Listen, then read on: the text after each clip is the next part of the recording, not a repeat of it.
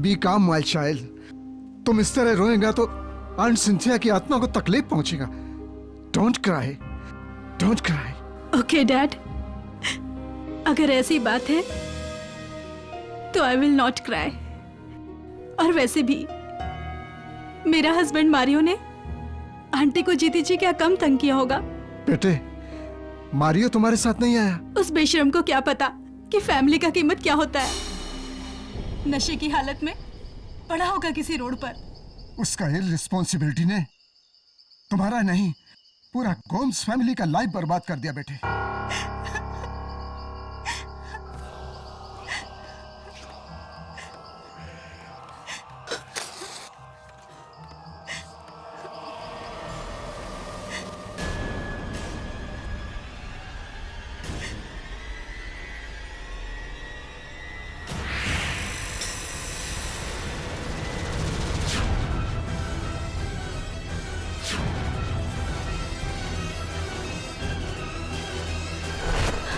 Dad, सी aunty का funeral तो 2 दिन पहले हुआ था ना।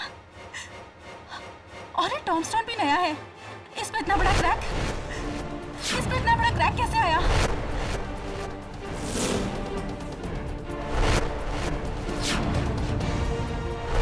ये क्रैक? पता नहीं बेटा। ओह गॉड! और देखिए डैड, आसपास ये मिट्टी। डैड, ऐसा लग रहा है कि जैसे इसे किसी ने खोदा हो। What are you saying, Flavia? ये सिंथिया का कब्र कौन खोदा? कुछ तो गड़बड़ है। फ्लाविया, ये तुम क्या करता है? किसी का कब्र खोदना क्राइम है, क्राइम। ये तुम सिंथिया आंटी का कब्र क्यों? मुझे 100% यकीन है कुछ न कुछ जरूर गड़बड़ है। और मुझे तो डर है कि कहीं मारियो ने आंटी का कब्र खोदा होगा। मारियो ऐसा क्यों करेगा? पूरी जायदाद का झगड़ा पता होने के बाद भी आप ऐसे सवाल पूछ रहे हो? लेकिन please dad, help me.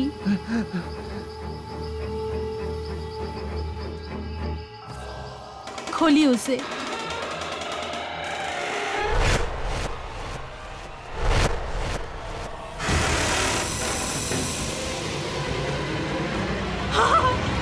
Mario!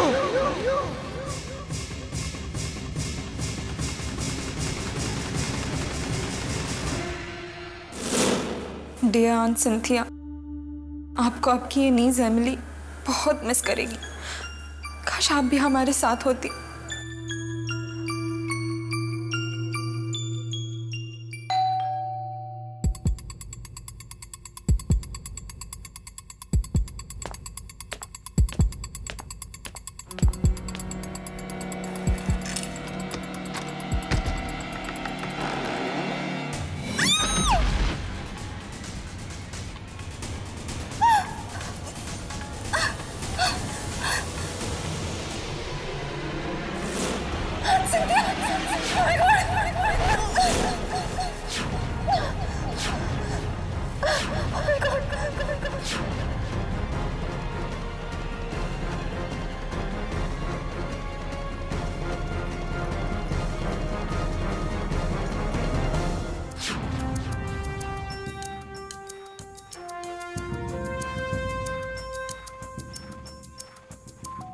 अजीब, बहुत अजीब।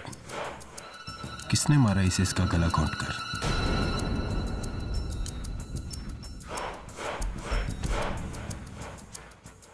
गले में चेन डालकर मारा इसे। ये देखो, इसके गले पे चेन की कड़ियों के निशान साफ दिखाई दे रहे हैं। साफ, ये चेन मिली बार कोने में।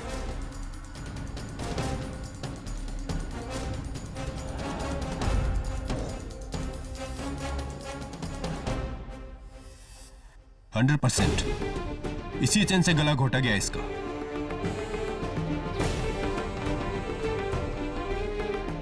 और रिचर्ड, मेरी भांजी एमिली का पति। बट इंस्पेक्टर, ये चेन रिचर्ड्स का नहीं है, एमिली का है। एमिली रहती कहाँ है? रिचर्ड, आंट सिंथिया की बॉडी हमारे घर पे, इतनी दूर उस ग्रेवयार्ड से। नहीं, मुझे नहीं पता कैसे। अब मैं क्या करूं?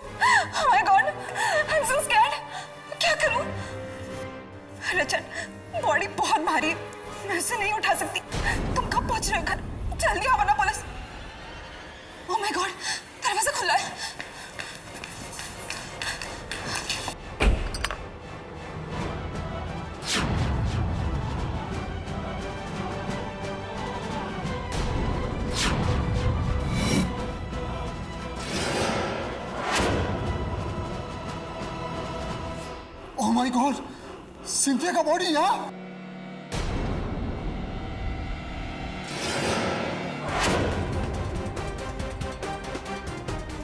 मुझे कुछ नहीं पता, मैंने कुछ नहीं किया है। ये सब मारियो की चाल है, उसी ने मुझे फंसाया है। मारियो मर चुका है। What? और उसे तुमने मारा है। You are under arrest Mrs Emily Francis. नहीं, मैंने कुछ नहीं किया, मैंने किसी को नहीं मारा, ये सब झूठ है। चलो। नहीं, मैंने कुछ नहीं किया, छोड़ दो मुझे। नहीं।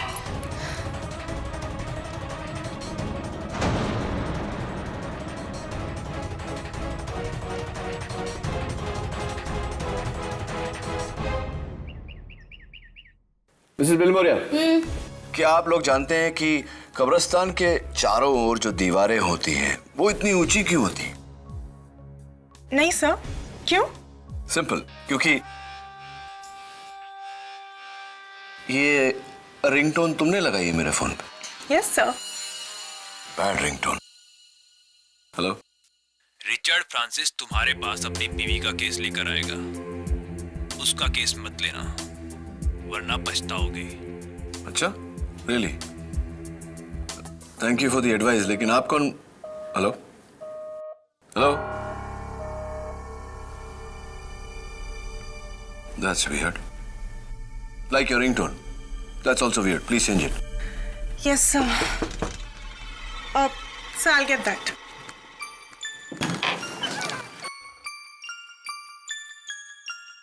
एडवोकेट केडी पाठक, रिचर्ड फ्रांसिस। आपको कैसे पता? मेरे जासूस चारों ओर फैले हुए हैं। Just joking. बताइए मिस्टर फ्रांसिस, आपका कौन सा केस है जो मुझे नहीं लेना चाहिए? रिचर्ड, मुझे बहुत डर लग रहा है। मुझे इस लॉकअप में अकेले मत छोड़ो। यहाँ आसपास सारे खूनी हैं, लेकिन मैंने किसी को नहीं मारा। किसी को नहीं मारा मैंने, किसी का खून नहीं किया, किसी को नहीं मारा मैंने।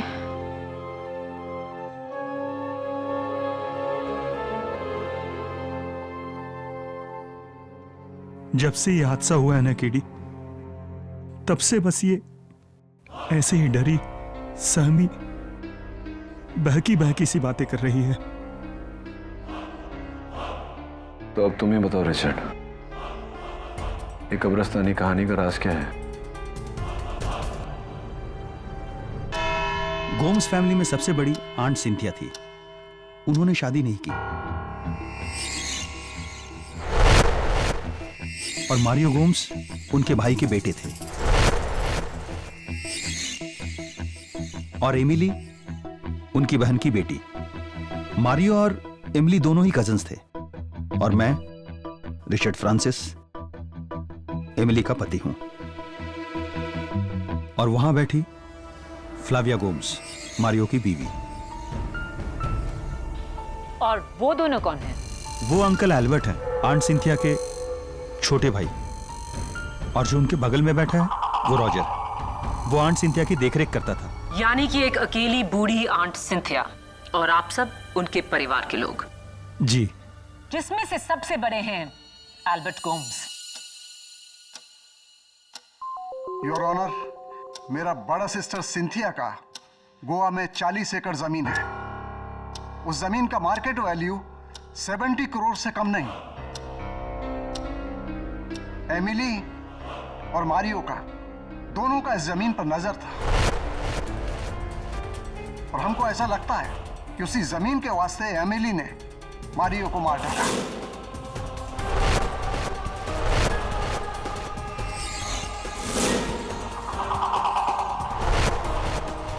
मेरा भी यही शक है योर ऑनर। 8 मार्च को सेंट मार्क्स कब्रिस्तान से जब पुलिस को सिंथिया गोम्स की कब्र से उनके भतीजे मारियो गोम्स की लाश मिली, तो उसके साथ एमिली की एक चेन भी मिली जिससे मारियो गोम्स का गला घोटा गया था।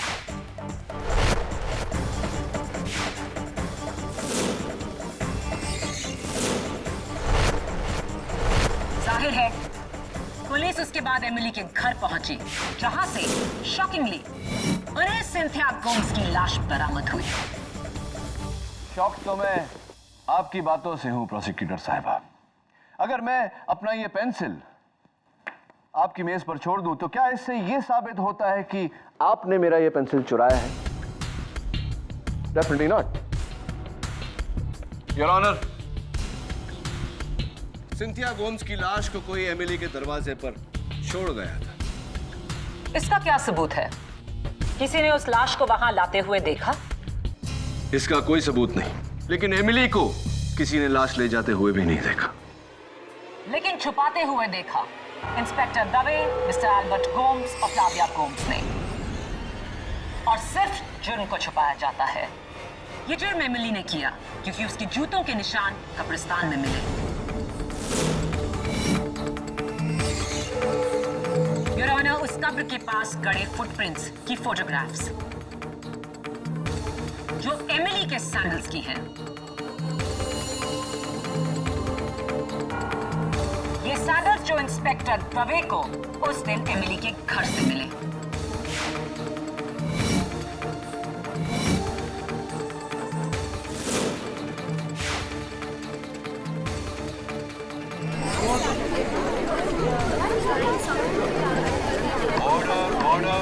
और इन सैंडल्स पर जो मिट्टी है उसी कब्रिस्तान की है। ये तो क्लियर सबूत है कि एमिली वहां गई थी।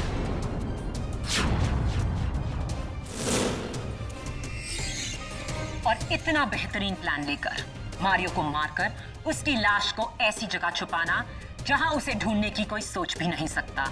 एक कब्रिस्तान की 6 फुट नीचे कब्र में, कब्र भी किसी और के नाम की, आंटी सिंथिया, जिसे 2 दिन पहले ही 100 लोगों ने दफन होते हुए देखा। कहना पड़ेगा एक्सीलेंट हाइडिंग प्लेस एमिली, लेकिन अफसोस सिंथिया की लाश को ठिकाने लगाते हुए इंस्पेक्टर दवे ने एमिली को रंगे हाथों पकड़ा और जीनियस प्लान फ्लॉप हो गया। योर ऑनर, मुझे प्रोसिक्यूटर साहिबा को याद दिलाने की कोई जरूरत नहीं कि हर मर्डर का एक मोटिव होता है, कत्ल की वजह। और एमिली के पास कत्ल की कोई वजह नहीं थी, क्योंकि आंटी सिंथिया ने खुद अपनी जायदाद इसी वसीयत में एमिली के नाम लिख दी थी। अजीब बात है मिस्टर डिफेंस काउंसिल। बिल्कुल एक ऐसी वसीयत मेरे पास भी है जिसमें जायदाद का वारिस एमिली नहीं, मारियो गोम्स है।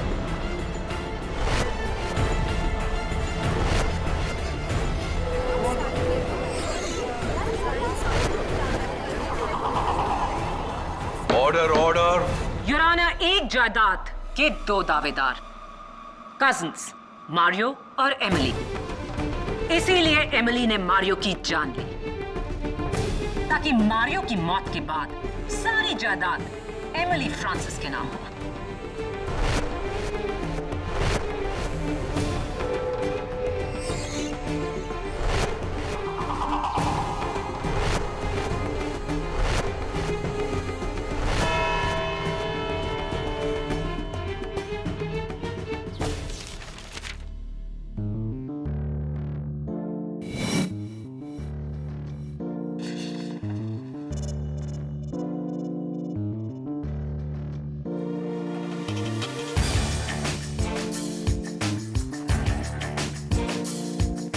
एक ही इंसान 2 अलग अलग वसीयत क्यों बनाएगा? मैटर वही, डेट भी सेम, सिर्फ नाम अलग। नेती, आंटी सिंथिया कहां तक पढ़ी थी? सर, रिपोर्ट के मुताबिक वो एक एमकॉम ऑनर्स थी। एमकॉम? फिर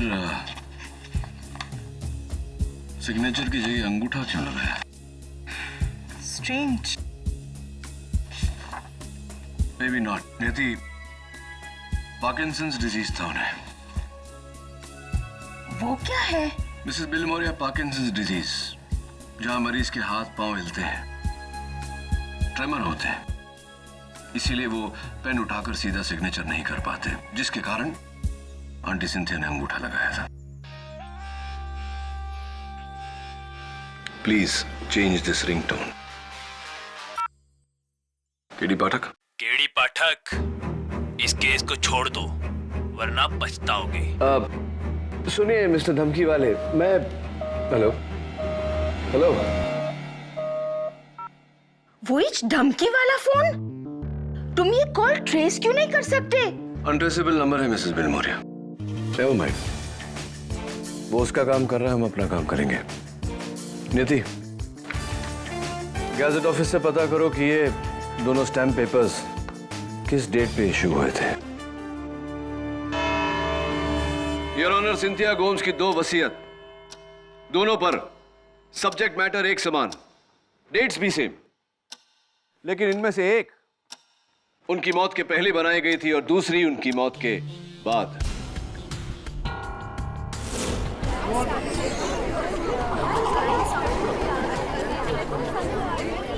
ऑर्डर ऑर्डर। केडी, ये तुम कैसे कह सकते हो? योर ऑनर, गवर्नमेंट रेगुलेशंस के मुताबिक जब भी कोई स्टैम्प पेपर इशू किया जाता है तो रजिस्टर में उसका डेट ऑफ इशू दर्ज किया जाता है। एमिली गोम्स के नाम जो वसीयत है उसका स्टैम्प पेपर 9 महीने पहले इशू किया गया था, लेकिन मारियो गोम्स के नाम जो वसीयत है उसका स्टैम्प पेपर सिंथिया गोम्स के मौत के 2 दिन बाद इशू किया गया है।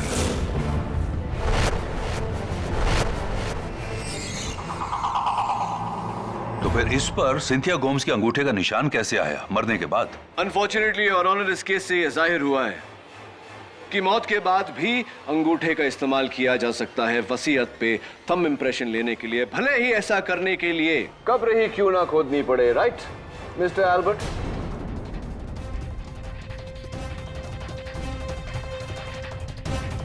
मिस्टर एल्बर्ट, ये कब्र खोदने का शवल आपका ही है या नहीं? इज इट योर्स और नॉट? जी जी, ये शवल मेरा ही है, लेकिन 2 महीने पहले रॉजर ने मुझसे बोरो किया। योर ऑनर, मैं रॉजर को कटघरे में बुलाने की इजाजत चाहता हूं। इजाजत है। मिस्टर रॉजर परेरा, ये आपके हाथ को क्या हुआ? वो पिछले संडे मैं मोटरसाइकिल से गिर गया था तो फ्रैक्चर हो गया। फ्रैक्चर हो गया है? How painful, how sad. Anyway Roger, 10 साल तुमने आंटी सिंथिया की सेवा की। बड़े दुख की बात है कि उसके बावजूद उनकी जायदाद में से तुम्हारे नाम कुछ भी नहीं। वांदा नहीं साहब, मैडम सिंथिया ने मुझे बेटे की तरह रखा था। उन्होंने कभी मुझे नौकर समझा ही नहीं, और यही मेरे लिए काफी है। मुझे पैसे में कोई इंटरेस्ट नहीं है साहब। वाह क्या बात है, व्हाट अ नोबल थॉट। अगर दुनिया में हर इंसान तुम्हारी तरह होता तो दुनिया कितनी सुंदर होती, सोचो। वैसे पता नहीं कि तुम्हें पता है या नहीं, लेकिन एमिली के बाद 70 करोड़ की जायदाद के मालिक तुम हो।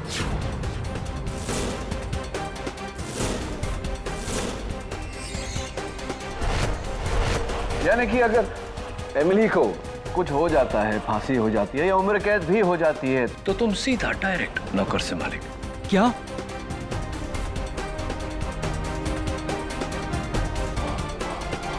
सिलेविया मैडम ने तो मुझसे झूठ बोला। उसने कहा कि मेरा नाम जायदाद में कहीं है ही नहीं। Really?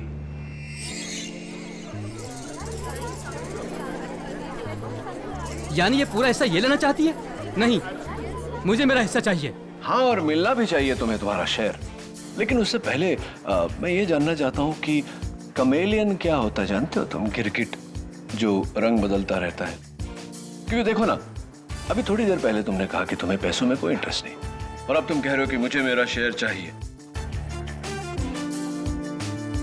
Interesting point. लेकिन उससे भी ज्यादा इंटरेस्टिंग पॉइंट ये है कि मैडम फ्लाविया ने आपको झूठ क्यों बोला? योर ऑनर, मैं फ्लाविया को कटघरे में बुलाने की इजाजत चाहता हूं। इजाजत है।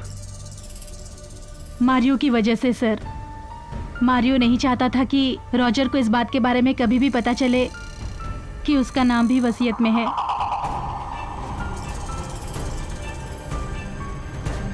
मारियो ने मुझे धमकी दी थी कि ये बात मैं उसे कभी ना बताऊं। पति ने पत्नी को धमकी दी। It's not a good thing, not good at all. कैसा पति था मारियो? मारियो एकदम अच्छा पति नहीं था। वो घर में कम और बार में ज्यादा रहता था।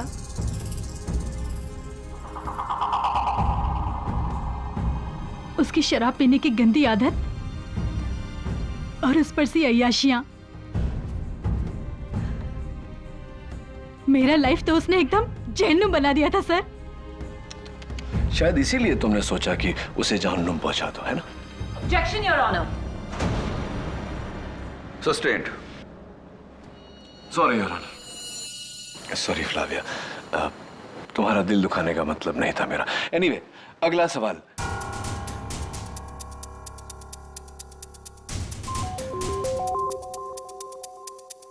योर ऑनर, इस केस का एक बहुत ही अहम विटनेस पुलिस की गिरफ्त में आया है। उस कब्रिस्तान का पहरेदार पीटर डिसूजा। मेरी आपसे दरख्वास्त है कि मैं उसे अदालत में पेश कर सकूं। Your honour, this is incorrect procedure. इस विटनेस के बारे में डिफेंस को बताया ही नहीं गया। पीटर की गिरफ्तारी 1 घंटे पहले हुई। मुझे भी अभी पता चला है your honour. KD, murder case में ऐसी अहम गवाही को रोका नहीं जा सकता। पीटर डिसूजा को पेश किया जाए।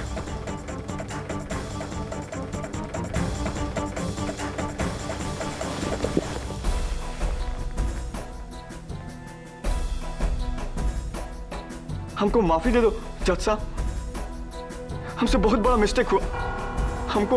हमको इसके लिए बहुत मनी दिया गया था। किसने दिया वो पैसा? फेस नहीं देखा। हाँ, क्योंकि सारा बात और ऑर्डर फोन पे आया था। हाँ, मगर वो एक आदमी था, उसकी वजह से मैंने ये सब कुछ किया।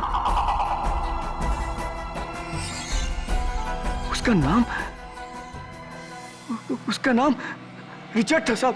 नहीं, मैंने किसी को फोन नहीं किया।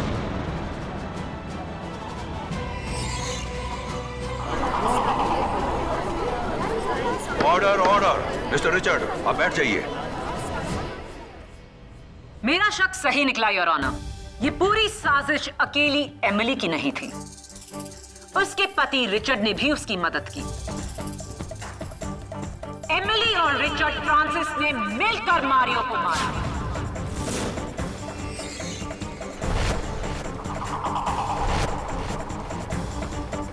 Your honour, may I approach the bench?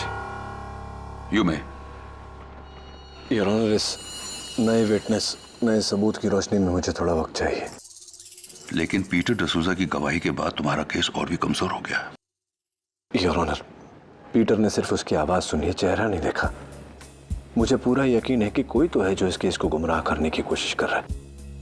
वही शख्स मुझे भी धमकियां दे रहा है और ये बात मैं साबित कर सकता हूं कोर्ट में।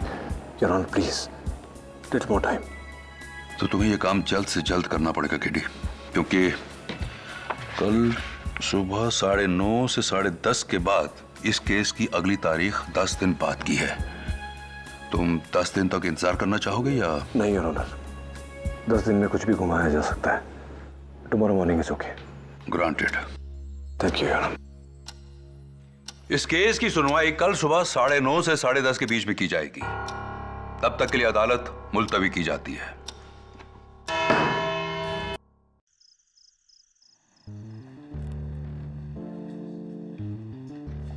एल्बर्ट, रॉजर, फ्लेविया, रिचर्ड, ये चारों अभी भी शक के दायरे में। इन चारों में से कोई भी हो सकता है या फिर कोई और।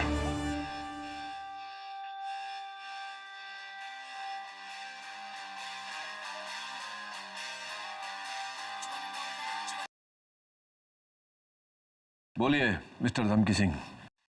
कल सुबह अदालत मत आना, वरना मारियो के साथ जो हुआ तेरे साथ भी होगा केडी।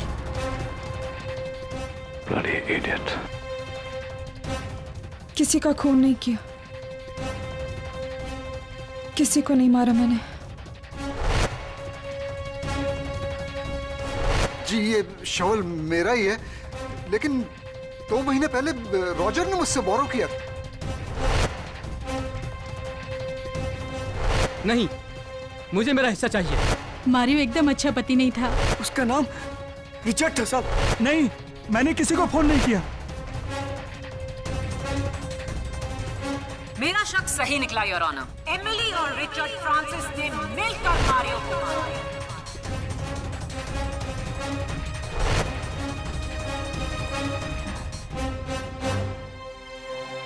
सुबह के 4 बज गए नियति। चलो तुम्हें घर छोड़ देता हूँ। सर लेकिन आप? मुझे जाना है अभी Saint Mark's graveyard.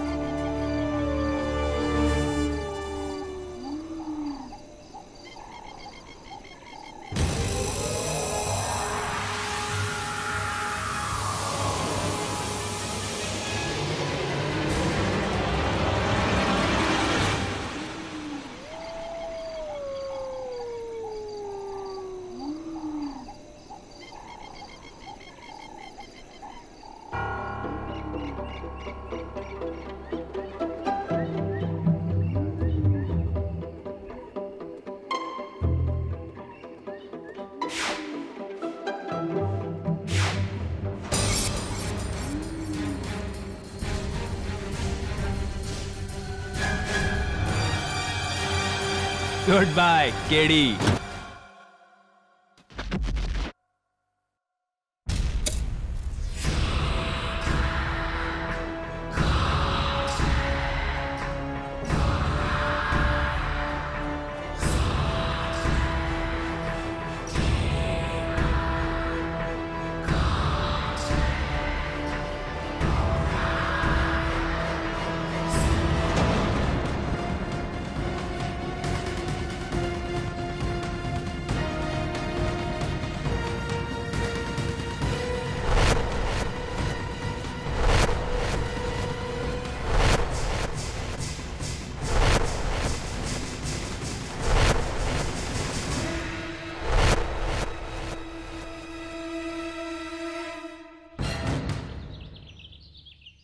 Hello Jhilmil ji, मैं नियति ऑफिस से बोल रही हूँ।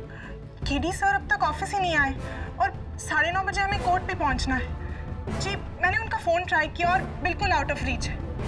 हाँ, सुबह के 4:30 बजे वो कब्रिस्तान गए थे। I mean I hope he is okay. I am worried.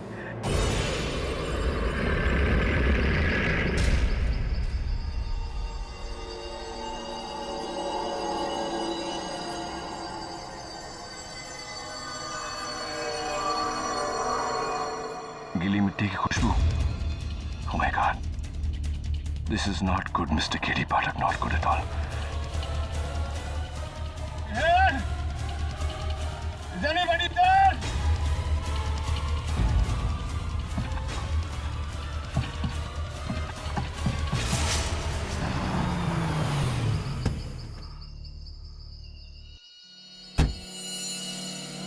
KD sir की गाड़ी।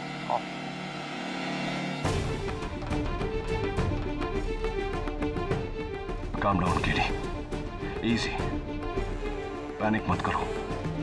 पैनिक करोगे तो सांसें तेज चलेगी, ऑक्सीजन खत्म हो जाएगा। Easy. You can do it.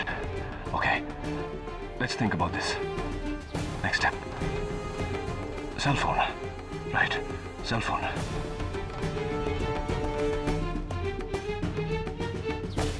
जरूर सर अंदर होके।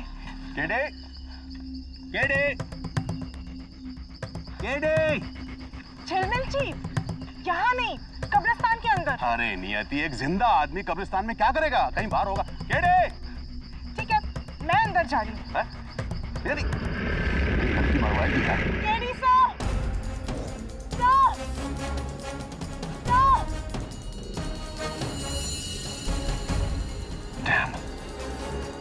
signal. Oh, come on. I can't die in a coffin alive. That's very silly.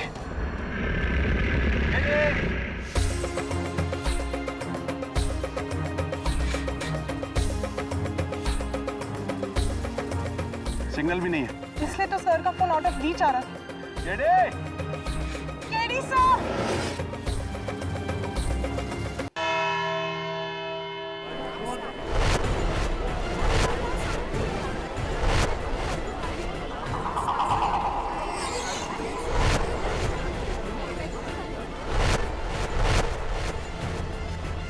ये केडी कहाँ रह गया है? अजीब बात है, इतने सालों में कभी किसी केस में वो लेट नहीं आया। अभी आज क्या हो गया? ओह गॉड! अब तो केस का वक्त हो गया है। हमें कोर्ट चलना होगा। क्या करें? तो मैं तब से यही तो कह रहा हूँ ना नियति, चलो। नियति का टेक्नो रिंगटोन बजाता हूँ, शायद कोई सुन ले।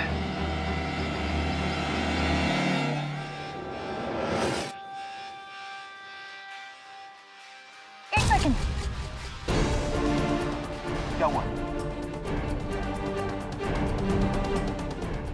यहाँ से कुछ आवाज आ रही है, कोई इंग्लिश गाने की। गाने की? हाँ, हो सकता है ये किसी डीजे की कब्र होगी। अंदर भी बचा रहा होगा बेचारा। टेक्नो बीट्स, मेरा रिंगटोन। कान बज रहे हैं तुम्हारे कान। कब्रिस्तान है ये। अभी चलो, लेट हो रहे हैं, कोर्ट मुकदमा शुरू हो गया होगा। चलते। योर ऑनर, आधा घंटा हो गया है और केडी का कोई नामो निशान नहीं। Well KD, I think you are finished. Cell phone पे सिग्नल नहीं, कोई तेरी आवाज नहीं सुन रहा। ये तेरा आखिरी केस था और ये तेरी पहली और आखिरी कबर। Sorry to say good bye KD. Good bye KD. Good bye KD. Oh my God, अब समझ में आया मारियो का खून किसने किया, लेकिन क्या फायदा? कैसे साबित करूंगा कॉफिन में?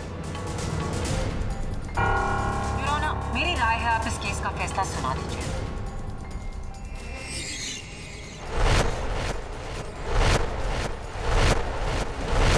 नहीं माया, मैंने केडी को 1 घंटे की मोहलत दी थी। अभी भी आधा घंटा बाकी है। Let us wait.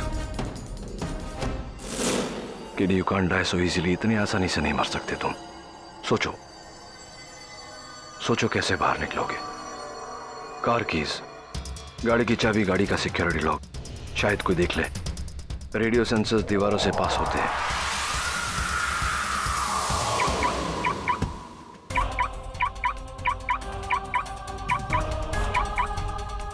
झिलमिल जी, गाड़ी की लाइट। हाँ, मुझे लगा था कि केडी अंदर ही होगा और सो रहा होगा। KD sir! KD KD KD sir! KD! अंदर तो कोई नहीं है। मैंने कहा था कि गाड़ी उसकी खराब हो गई होगी, गाड़ी यहीं छोड़ करके वो कोर्ट चला गया होगा। चलो। नहीं झिलमिल जी, आई एम श्योर ये कोई इशारा है हमारे लिए। केडी साहब में कांटेक्ट करने की कोशिश कर रहे हैं। I am sure. हो तुम पागल हो। चलो मेरे साथ चलो। देखिए, आप आए या नहीं आए, I am sure KD sir अंदर है। मैं अंदर जा रही हूँ। अरे यार, ये लड़की फिर मरवाएगी। नियति! नियति! नियति! KD sir! अरे क्या केडी केडी यार। थिंक नियति, थिंक। सर का रिंगटोन मैंने सुना था।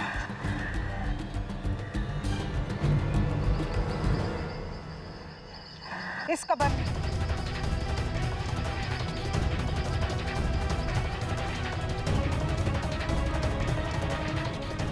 जिंदा? हाँ। नियति, तुम पागल हो गई क्या?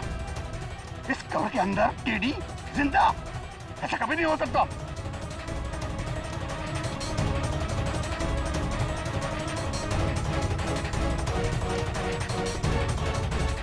झिलमिल जी, ये देखिए, यहाँ की तारीख है 1991, यानी कि 20 साल पुरानी। और यहाँ की मिट्टी देखकर ऐसा लगता है जैसे किसने अभी इस पे डाली हो। एक minute. I am very sorry नियति। क्या हुआ? नहीं, मुझे लगा था कि कुछ तुम में, लेकिन नहीं, इंटेलिजेंट, फैंटास्टिक। क्या तुमने ढूंढ निकाला है। एकदम इस कब्र की मिट्टी ताजा है, ऐसा लगता है कि अभी अभी ये कब्र को दफनाया गया है। झिलमिल जी, हमें ये खोदना होगा अभी इसी वक्त। मैं नहीं खोदूंगा कब्र। लेकिन आप ही तो। नहीं, मैं कब्र को हाथ नहीं लगा सकता। मैं अच्छा ठीक है, आप किसी की मदद तो ले सकते हैं ना।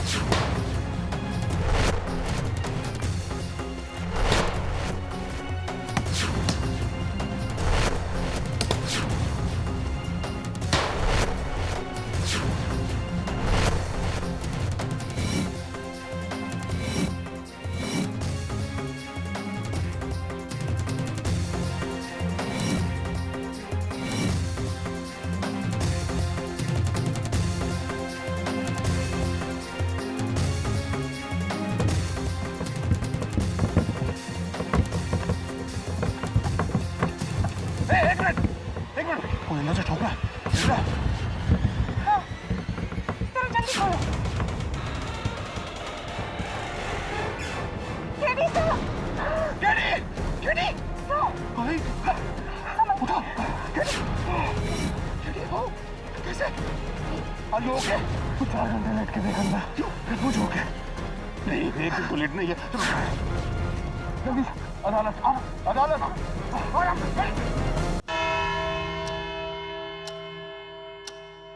With due respect, Your Honor, KD का ये कोर्ट हियरिंग मिस करना साफ कहता है कि उसके पास अपनी क्लाइंट की बेगुनाही का कोई सबूत नहीं।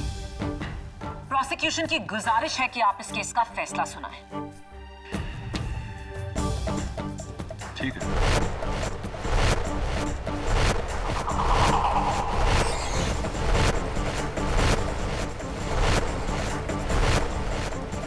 10:30 बजने वाले हैं और योर ऑनर, लेकिन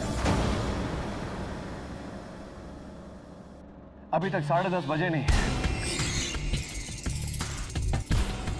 केडी, ये कोई टाइम है अदालत पहुंचने का? I am extremely sorry your honour. Have you forgotten the decorum of the court? तुम्हारा ड्रेस कोड का है? मैं अदालत का वक्त जाया नहीं करना चाहता था, इसलिए इसी तरह आना पड़ा। What has happened to you? ये तुम्हारी ये हालत कैसे हुई है? दरअसल बात यह है कि अब तक मैं उसी कब्रिस्तान में 2 गज जमीन के नीचे गाड़ा गया था। क्या?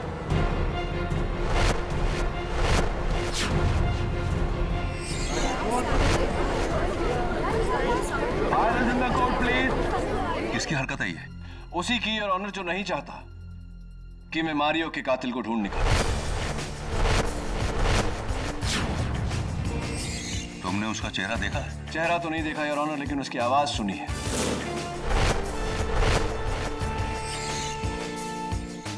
कौन है? योर ऑनर, जब से ये केस शुरू हुआ है मुझे फोन पे धमकियां आ रही हैं।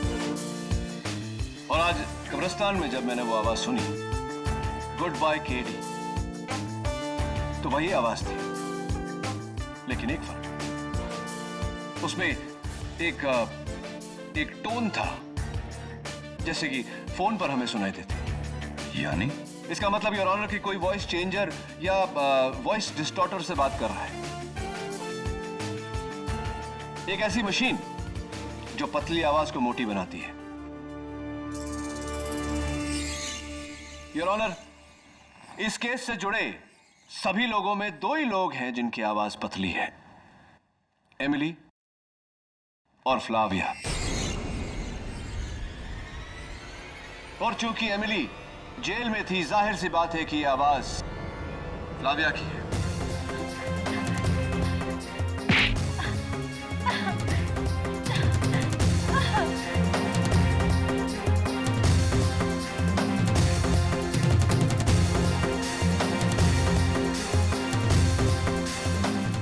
मेरा हस्बैंड मारियो और मेरे डैड एल्बर्ट दोनों ने मिलकर एक झूठी वसीयत तैयार की और उसके ऊपर सिंथिया आंटी के लाश के अंगूठे का निशान लगाया।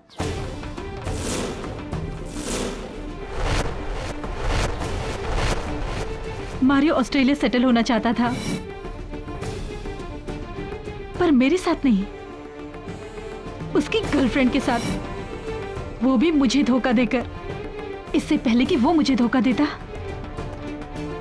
मैंने उसे धोखा दे दिया, उसकी जान लेकर।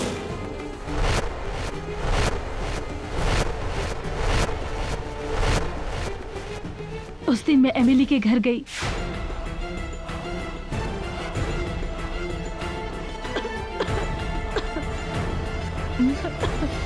मैं अभी पानी लाती हूँ। वहां से उसके जूते और चेन चुराया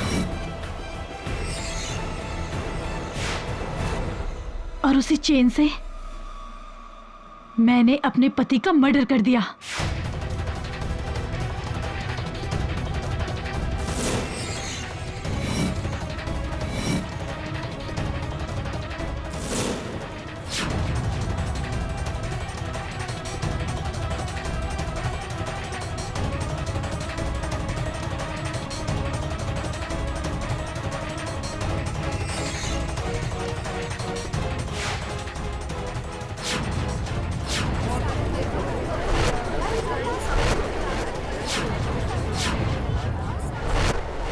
राइट। फिर तुमने बड़ी होशियारी से टूटी हुई कब्र का राज फाश किया ताकि कोई तुम पे शक ना करे। फिर बड़ी चालाकी से एमिली के घर गई और उसके चुराए हुए जूते तुमने वहीं रख दिए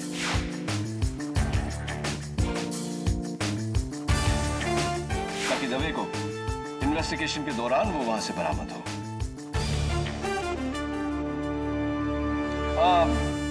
बस एक आखिरी चीज, वो जो आप आवाज बदलने के लिए जो बॉक्स यूज करती है वो जरा आपके बैग में ही होगा, चेक करिए जरा।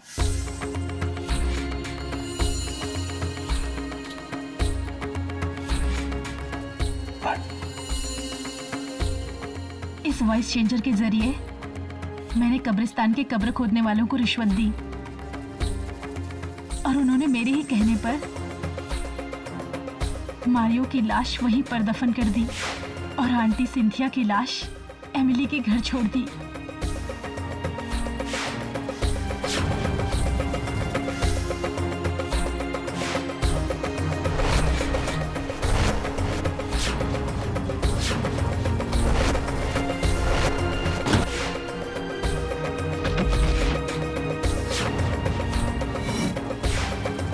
The confession is now complete, Your Honor. Flavio Gomes के इकबाल जुर्म के बाद अदालत उन्हें फौरन हिरासत में लेने का हुक्म देती है। नहीं, मैंने कुछ गलत नहीं किया है। मैंने कुछ गलत नहीं किया है। छोड़ो मुझे। और इस केस से जुड़े एल्बर्ट गोम्स पर अदालत अलग से मुकदमा चलाने का हुक्म देती है। और एमिली फ्रांसिस, इन्हें अदालत मारियो गोम्स के कत्ल के इल्जाम से बाइज्जत बरी करती है।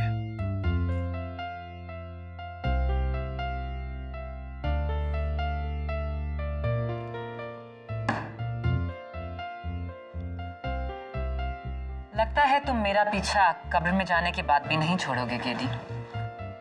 पन इंटेंडेड और अनइंटेंडेड।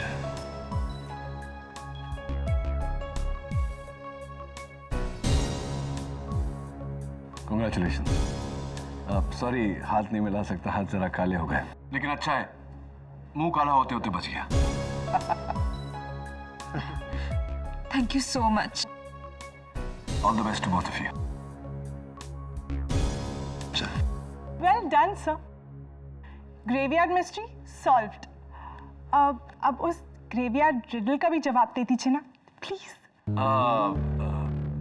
नियति, पहले मुझे बहुत फनी लगता था, लेकिन खुद कब्र में जाने के बाद I don't find it funny anymore. Sir please, मुझे जानना है। I am very curious. जानना? सर नहीं, प्लीज बताइए ना, क्यों कब्रिस्तान के चारों ओर ऐसी ऊंची ऊंची दीवारें होती हैं? Why? Okay, if you insist. कब्रिस्तान के चारों ओर ऊंची दीवारें होती है क्योंकि लोग अंदर घुसने को मरते हैं। See, I told you it's not funny anymore. Am I right or am I right?